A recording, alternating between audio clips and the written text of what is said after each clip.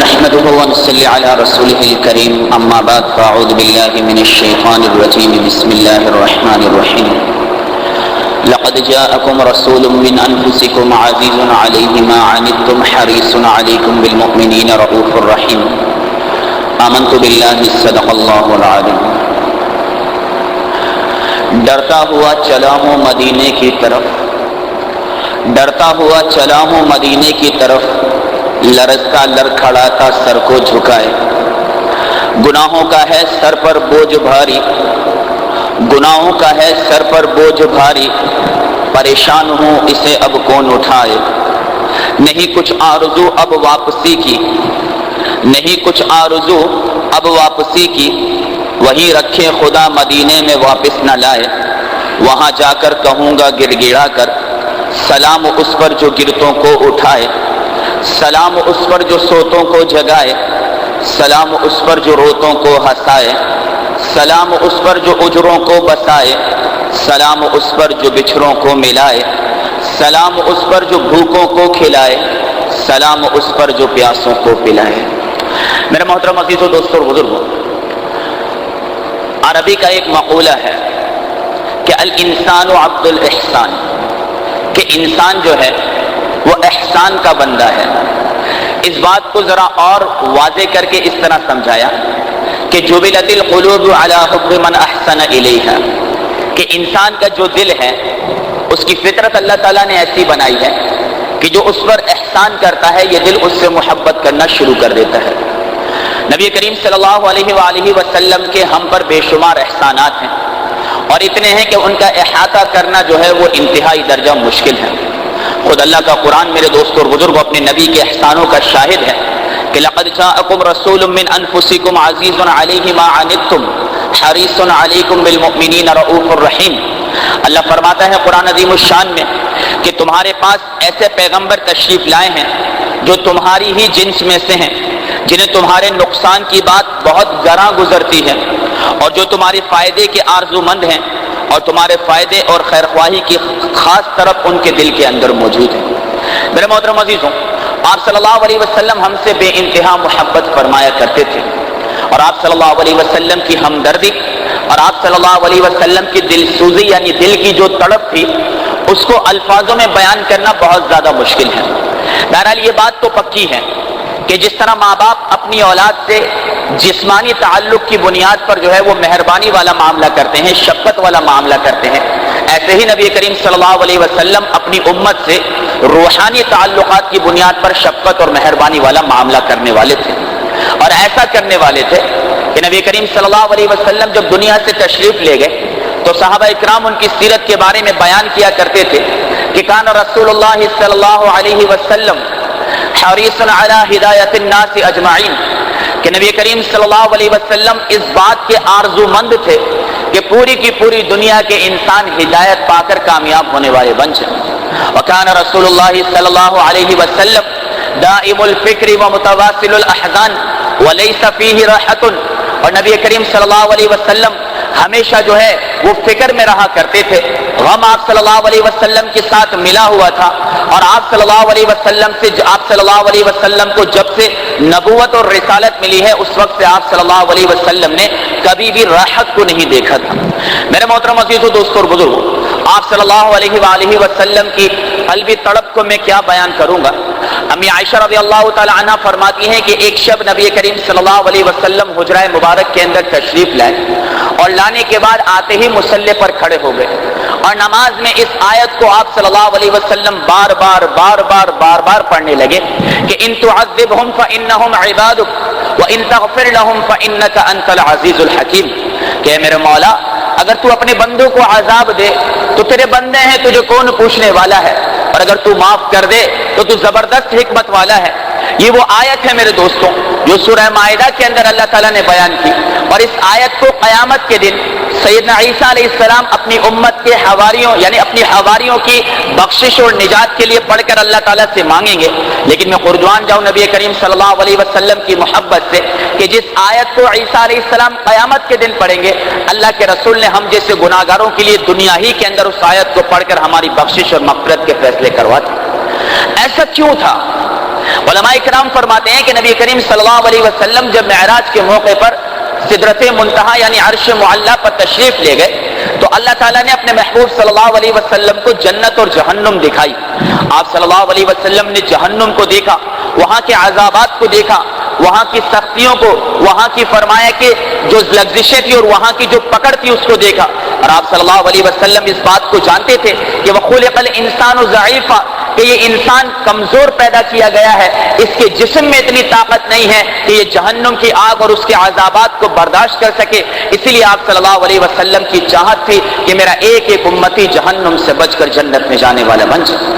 اور اسی چاہت کو لے کر آپ صلی اللہ علیہ وسلم حجۃ الوداع کے موقع پر جب عرفات کے میدان میں پہنچے، اللہ تعالیٰ ہم سب کو حج کی سعادت نصیب فرما دے. اور آپ صلی اللہ علیہ وسلم نے جا کر اللہ تعالیٰ سے دعا کی عرفات کے میدان میں کہ یا اللہ میری امت کے ظالم اور مظلوم، بالفاظ دیگر یا اللہ میری امت کے حقوق اللہ کے گناہوں کو بھی معاف فرما، حقوق العباد کے گناہوں کو بھی معاف فرما. میرا نبی مانگتا رہا مانگتا رہا مانگتا رہا.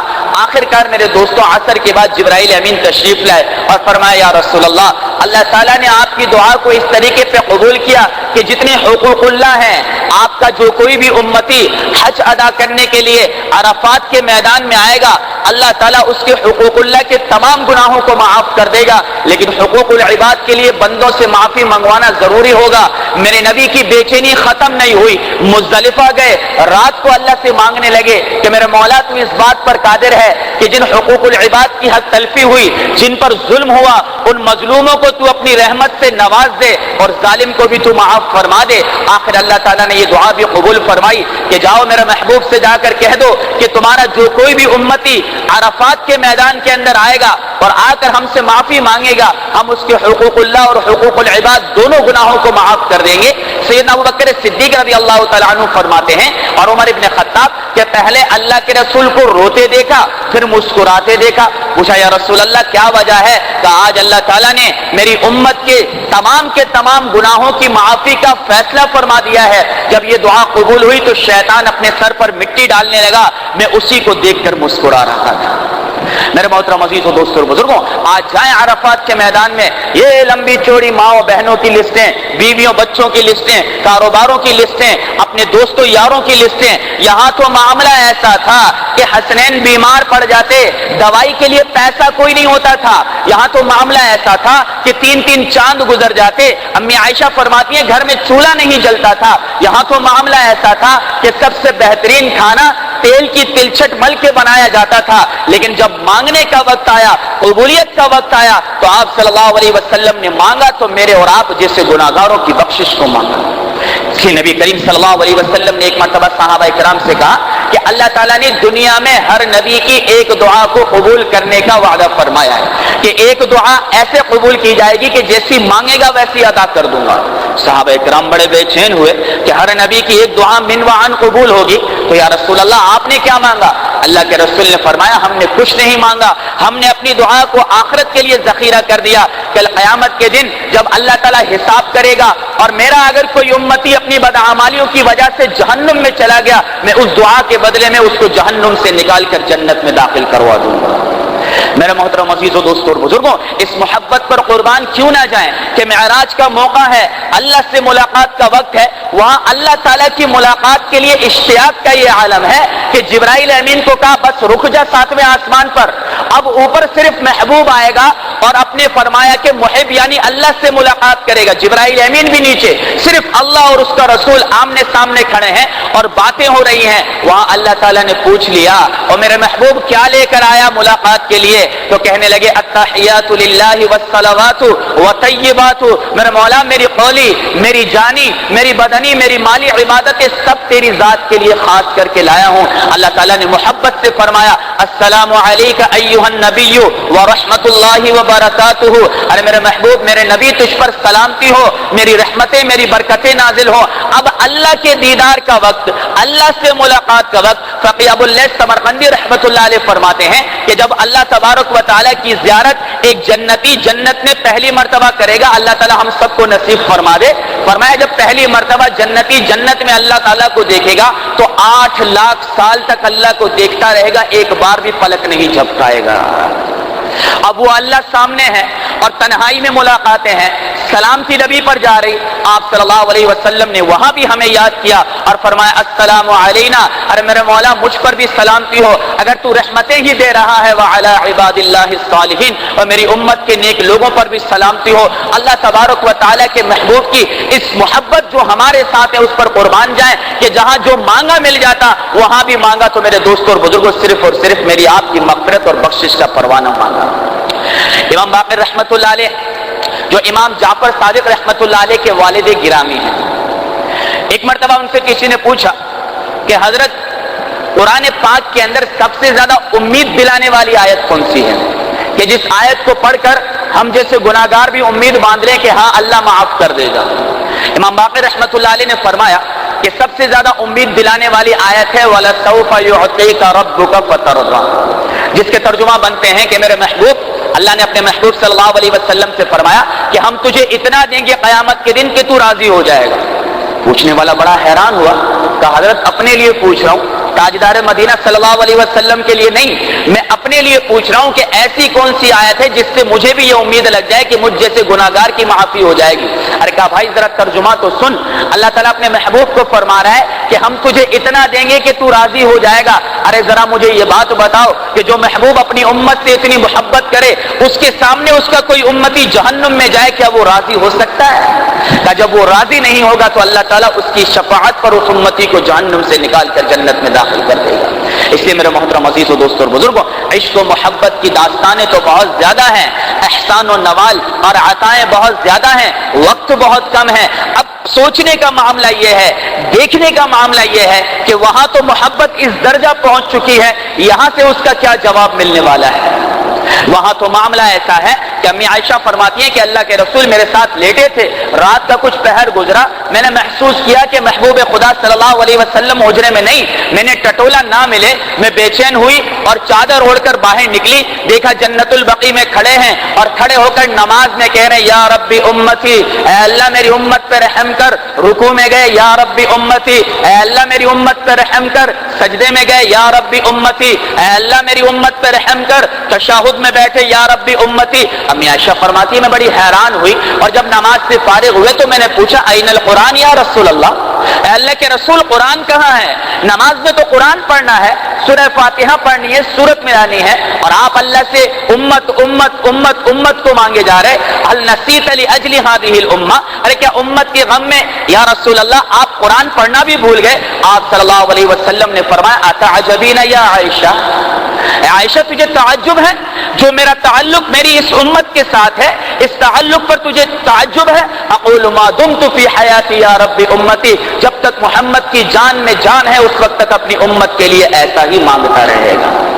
تو میرے دوستو ہمارے ساتھ تو کوئی تھوڑی سی وفا کرے تو ہم بدلے میں کوشش کرتے ہیں کوئی تھوڑا سا کام آ جائے، بدلے میں کوشش کرتے ہیں یار کوئی ایسا وقت ملے کہ اس کا احسان اتار سکوں، کوئی ایسا وقت ملے اس کے کام آ سکوں۔ اور میرے دوستوں وہاں نبی کہ جس کے شب و روز میری اور آپ کی تڑپ میں نکل گئے، جس کے شب و روز میرے اور آپ کے لیے مانگتے ہوئے نکل گئے، آج بدلے میں نوجوان کیا کر رہا، بوڑھا کیا کر رہا، اس لیے دو لوگوں کو دیکھ کر بڑا دل دکھتا ہے۔ ایک اس نوجوان کو جو جوانی کا سرمایہ خرافات پہ خرچ کر رہا ہے، یہ رمضان کی مبارک راتیں نائٹ ٹورنامنٹ کھیلنے کے لیے نہیں ملی، نہ مبارک راتیں بلیئرڈ اور چوپٹ اور تاش اور ڈومینو کھیلنے کے لیے ملی ہیں، یہ مبارک راتیں تو اللہ سے تعلق جوڑنے کے لیے ملی ہیں۔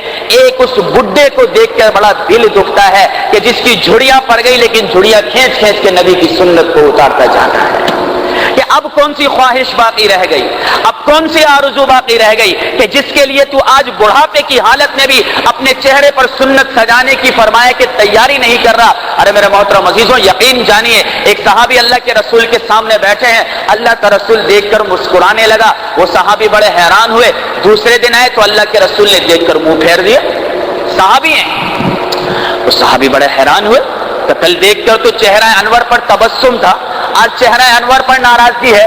آپ صلی اللہ علیہ وسلم کی خدمت میں حاضر ہو گئے، فرمایا یا رسول اللہ میرے ماں باپ میں آپ پر قربان، آخر ایسی کیا بات ہو گئی؟ اللہ کے رسول نے فرمایا وہ تمہاری داڑھی کا بال کہاں گیا جو کل تمہارے چہرے پہ تھا؟ پوچھے یا رسول اللہ آپ دیکھ کر مسکرا رہے تھے، میں نے سوچا شاید عجیب لگ رہا ہے اس لیے اسے اتار دیا۔ آپ صلی اللہ علیہ وسلم نے فرمایا ارے ہم تمہیں نہیں، تمہارے داڑھی کے بال پر جو حور جھول رہی تھی اسے دیکھ کر مسکرا رہے تھے۔ تو جہاں میرے دوستوں اور بزرگوں اس کے کٹوانے پر اپنے جان نثاروں سے آپ صلی اللہ علیہ وسلم کٹوانے پر نہیں ہٹ گیا، اس پر اپنے جان نثاروں سے آپ صلی اللہ علیہ وسلم ناراضگی کا اظہار کریں، اگر میں اور آپ جیسا گناہگار یہ برا عمل کرے تو اللہ کا رسول کیا۔ اس لیے سن لو، کان کھول کے سن لو، پھر دوبارہ کہہ رہا ہوں سن لو کہ جو کوئی داڑھی منڈا کے روزہ رسول پر حاضری دیتا ہے اللہ کا رسول اسے سلام کا جواب نہیں دیتا ہے۔ ایسی حاضریاں جو ہر رمضان میں جوڑ دی ہیں، ہر رمضان میں شوق پورے کرنے کے لیے جو مدینے کی گلیاں چھان رہے ہیں اور مدینے کی گلیوں میں چل رہے ہیں، ایسے لوگوں کو اللہ کا رسول جواب نہیں دیا کرتا ہے۔ بلکہ میرے دوستوں اور بزرگوں یہاں تک علماء کرام سے سنا ہے اور مستند کہ جب داڑھی منڈا آدمی قبر میں اترا جائے، قبر میں منہ تو رخ تو ہے فرمایا کہ قبلے کی طرف کیا جاتا ہے۔ جب کوئی داڑھی منڈا آ جائے نا، یہ قبلہ کیوں بنا؟ یہ قبلہ کیوں بنا؟ فَوَلِّ وَجْهَكَ شَطْرَ الْمَسْجِدِ الْحَرَامِ، ارے ہمیں ضرورت نہیں تھی، اَيْنَمَا تُوَلُّ فَثَمَّ وَجْهُ اللَّهِ، تو جہاں رخ کرتا تیرا رب تھا، لیکن میرا محبوب چاہتا تھا کہ بیت المقدس سے بیت اللہ قبلہ بن جائے، تیری چاہت پر یہ قبلہ ہم نے یہاں کیا۔ جس کی چاہت پہ قبلہ موڑ دیا گیا، اگر اس کی فرمایا کہ سنت نہیں اپنا سکتے تو قبر میں اترتے ہی سب سے پہلے فرشتے منہ کو قبلے سے موڑ کے دوسری طرف کر دیا کرتے۔ چھوٹا عمل نہ سمجھو میرے دوستوں، اور اس زندگی کو ہلکا نہ سمجھو۔ سخت باتیں کرنا ہماری مجبوری بن چکی ہے، آج حال ہی ایسا ہو چکا ہے۔ اب تک داڑیاں نہیں رکھی جا رہی تھی، اب داڑیوں کا مذاق بنایا جا رہا ہے۔ اب تک پردہ نہیں کیا جا رہا تھا، اب پردے کا مذاق اڑایا جا رہا ہے۔ آج میرے دوستوں اور بزرگوں مسلمان فخر محسوس کرتا ہے اپنے آپ کے اپنے منہ پر فرینچ رکھ کے۔ دیکھو جا کر ان لوگوں کو کہ جنہوں نے نبی صلی اللہ علیہ وسلم کی شانوں میں گستاخیاں کی، ان کے چہرے بھی ہو بہو وہی تھے۔ تو میرے دوستوں اور بزرگوں کس کی اکثریت کی دنیا والوں کو فرمایا کہ تم دعوت دے رہے ہو، اور کس کی اکثریت دنیا والوں کو دکھا رہے ہو؟ پھر بات تو بات ہے، نہ کروں تو پھر دل نہیں مانتا۔ آپ نے کبھی بلڈوگ کتے کو دیکھا ہے؟ وہ جو بڑے منہ والا کتا نہیں ہوتا اس کو دیکھا ہے؟ اس کی بڑی عجیب معاملہ ہوتا ہے، وہ سارا کا سارا تو ایک سا ہوتا ہے، اکثر کتے ایک سے ہوتے ہیں، لیکن بلڈوگ جو کتا ہوتا ہے اس کا معاملہ ایسا ہوتا ہے کہ اس کی تھوڑی کے نیچے سے کالا نشان ہوتا ہے۔ آپ ذرا غور کر لیجیے گا، کبھی زیادہ نہیں کرنا، کتا ہی ہے بس صرف دیکھ لینا اس حساب سے کہ بھائی اس کو دیکھنا، ایک بات سامنے آئی تھی تو اس کی تھوڑی کے نیچے جو ہے یہاں سے کالا ہوتا ہے۔ اب اندازہ کر لو کہ تمہاری شکل وہ یہودی کس کے جیسی بنانا چاہتے ہیں، آپ مسلمان ہیں روزے کی حالت میں، خدا نہ خواستہ یہاں اگر کوئی ایسے عمل میں مبتلا ہے اس کی تو نہ رکھی نا داڑھی نہیں رکھی، اپنے آپ کو مجرم بناؤ کہ یا رسول اللہ نہیں رکھ سکے، معذرت چاہتے ہیں لیکن اب رکھیں گے انشاءاللہ۔ لیکن مذاق اڑایا نا میرے دوستوں اور بزرگوں تو اللہ معاف کرنے والا نہیں ہے۔ جس کے چہرے کو دیکھنے کے لیے عرش معلیٰ پر بلایا گیا، میں تو بار بار یہ بات عرض کروں، وہاں مانگا گیا، موسیٰ نے کہا دکھا دے کا نہ، وہاں بن مانگے بلا دیا گیا میرے دوستوں اور بزرگوں۔ اگر اس چہرے کے اوپر اسی وقت بھی داڑھی تھی جس وقت میرا رب اس کو دیکھنے کے لیے فرمایا کہ مشتاق تھا۔ اس لیے میرے دوستوں اور بزرگوں ہم اپنے دل کے اندر اس محبت کو پیدا کریں۔ کیسی محبت ہو؟ کہتے ہیں دہلی کی جامع مسجد پر ایک فقیر بھیک مانگا کرتا تھا، روز آتا تھا بھیک مانگتا تھا، انگریزوں کا دورہ تھا۔ ارے بڑا عجیب معاملہ ہے، یہ جو مسجد ہے نا اس کے بارے میں تو انگریز بھی جانتے ہیں کہ اس مسجد کے اندر اللہ نے سکون رکھا ہے، لیکن زبان سے کہتے نہیں ہیں۔ چنانچہ جب انگریز وہاں آئے کہ دہلی کی جامع مسجد اکثر دیکھنے کے لیے جاتے تھے، ایک مرتبہ ایک انگریز دہلی کی جامع مسجد دیکھنے آیا تو فقیر نے بھیک اس نے بٹوا نکالا، کچھ دیا، باقی بٹوا گر گیا، فقیر نے اٹھا کے اپنے پاس رکھ لیا۔ اب جب یہ انگریز گھر پر آیا اپنا جیب ٹٹولا تو پریشان، بیوی نے کہا کیا ہو گیا؟ کہنے لگا میرا بٹوا گر گیا ہے، اس نے میرے کاغذات پھینکا، پیسوں کی خیر ہے، کاغذات بڑے قیمتی تھے، آج کل ایسا معاملہ ہوتا ہے لوگوں کے ساتھ۔ تو چلو بات آئی گئی ہو گئی، اس نے کہا کون ڈھونڈنے جائے گا وہاں ملے گا۔ تو بیوی نے کہا کہاں گئے تھے؟ کہا جامع مسجد گیا تھا، دیکھنے گیا تھا، بڑی خوبصورت تھی، بڑا سکون ملا۔ کہا میں بھی چلوں گی۔ کہا ٹھیک ہے اگلی اتوار چلیں گے، اتوار تو ان کی عید ہوتی ہے۔ اگلی اتوار بیوی کو لے کر یہ انگریز دوبارہ جامع مسجد گیا، اور جامع مسجد جانے کے بعد جامع مسجد کو دیکھ بھال کر جب آنے لگا تو پھر وہی فقیر دروازے پر اللہ کے نام سے سوال کیا۔ انگریز نے دینے کے لیے ہاتھ ڈالا تو فقیر نے اسے پہچان لیا، اس کا ہاتھ پکڑ لیا، کہ بھائی آپ وہ ہیں کہ جو فلاں دن یہاں آئے تھے؟ انگریز نے کہا ہاں۔ کہا آپ کی کوئی چیز گم ہو گئی تھی؟ کہا میرا بٹوا گم ہو گیا تھا۔ اور فقیر نے نکال کر دے دیا، کہ یہ آپ کا بٹوا۔ انگریز بڑا حیران ہوا کہ یار فقیر ہے، بھیک مانگنے والا ہے، کھول کے دیکھا تو اس کے پیسے بھی پورے تھے۔ انگریز نے کہا کہ بھائی اس میں تو تیری ضرورتیں پوری ہو سکتی تھی، مجھے تو کوئی پتہ نہیں تھا کہ تیرے پاس ہے۔ کہا بس تو یہ بٹوا رکھ لے۔ کہا نا بات کیا ہے، بات تو بتا، تو نے یہ بٹوا واپس کیوں کیا؟ کہا نا بس تو رکھ لے بٹوا، کوئی مسئلہ نہیں۔ کہا نا مجھے بتا۔ کہا بات یہ ہے کہ میرے محبوب صلی اللہ علیہ وسلم کا یہ فرمان ہے کہ قیامت کے دن ہر امتی، ہر ماننے والا اپنے نبی کے پیچھے آئے گا، تو عیسائی ہے، عیسیٰ کو مانتا ہے، شاید عیسیٰ علیہ السلام کے پیچھے چلے. میں محمدی ہوں، محمد صلی اللہ علیہ وسلم کو مانتا ہوں، اس کے پیچھے چلوں. اگر قیامت کے دن ایسا ہوا کہ تو عیسیٰ علیہ السلام کے پیچھے، میں محمد صلی اللہ علیہ وسلم کے پیچھے، اور عیسیٰ علیہ السلام نے محمد صلی اللہ علیہ وسلم کو یہ کہہ دیا کہ تیرے ماننے والے نے میرے ماننے والے کا بٹوا چرایا تھا اور میرے نبی کو شرمندگی ہو گئی، تو اس دن فرمایا کہ اس شرمندگی سے میرے نبی کو بچانے کے لیے میں نے اپنا بٹوا تجھے واپس کر دیا. یہ محبتیں ہوتی ہیں میرے دوستوں. اور ہمیں کیا ہے؟ ہمیں تو کوئی فرق نہیں پڑتا. ہم تو جتنا فرمایا گندا لباس پہن سکتے ہیں اتنا گندا لباس پہنتے ہیں، جتنا اغیار کے طریقے پر چل سکتے ہیں اتنا چلتے ہیں. تو چلو، جتنا چل سکتے ہیں چلو، اس لیے کہ اللہ نے قرآن میں فرما دیا وَلَقَدْ ذَرَأْنَا لِجَهَنَّمَ كَثِيرًا مِنَ الْجِنِّ وَالْإِنسِ، کہ ہم نے جنات اور انسان میں سے ایک جماعت کو جہنم کے لیے تیار کر دیا. اس لیے اگر لوگ رمضان میں روزہ نہیں رکھتے اور کھلے عام جانوروں کی طرح ڈنگروں کی طرح کھاتے تو پریشان نہ ہو. اللہ تعالیٰ کی جنت بہت بڑی ہے تو جہنم بھی بہت بڑی ہے. لوگ رمضان میں مسجد کے پڑوسی ہو کر نمازیں نہیں پڑھتے ہیں تو پریشان نہ ہو. اللہ کی پکڑ میرے دوستوں اور بزرگوں بڑی سخت ہے. ضرورت اس بات کی ہے جسے توفیق مل گئی وہ شکر گزاری والا معاملہ کرنے والا بن جائے. تو بہرحال بات تو طویل ہو جائے گی اور دوسری طرف نکل جائے گی کیونکہ ماشاءاللہ آپ کے سننے کا معاملہ ہی ایسا ہے. تو میں یہ عرض کر رہا تھا میرے دوستوں اور بزرگوں کہ نبی کریم صلی اللہ علیہ وسلم ہم پر بے حد شفیق اور مہربان تھے. اب اس شفقت اور مہربانی کے بدلے میں ہم سے کچھ نہیں مانگا جاتا ما سوا اس کے کہ ہم اپنے غم، اپنی خوشیاں، اپنے طور طریقے سارے کے سارے حضور صلی اللہ علیہ وسلم کے طریقے پر لانے والے بن جائیں. تو بھائی سارے کے سارے اس کا اہتمام کریں گے نا بھائی انشاءاللہ. اب ایک چھوٹا سا ارادہ لیتا ہوں بھائی، وعدہ نہیں لے رہا، ارادہ لیتا ہوں بھائی. اور ارادے پر ایک نیکی ہے. یہ تبلیغ کی آواز نہیں ہے بھائی، یہ سنت کی آواز ہے. کہتے تبلیغ سنت کی آواز ہے، سنت نبوی ہے. ارادے پر ایک نیکی ہے. تو بھائی کون کون آپ میں سے یہ ارادہ کرتا ہے، خصوصاً نوجوانوں میں سے، کہ انشاءاللہ تعالی ہم اس رمضان المبارک سے داڑھی رکھنے کا ارادہ کرتے ہیں انشاءاللہ. ارادہ تو سارے کر لو میرے دوستوں. اگر یہ ہاتھ ہی نہ اٹھے تو اللہ تبارک و تعالی ایسے بے طلبوں کو کچھ دینے والا بھی نہیں ہے. تو اللہ تبارک و تعالی بھائی جن جن لوگوں نے ارادے کیے اللہ انہیں ہمت دے، اللہ تعالیٰ انہیں توفیق دے اور موت تک ہم سب کو سنت پر استقامت کے ساتھ جمنے کی توفیق عطا فرمائے. وآخر دعوانا ان الحمدللہ رب العالمین.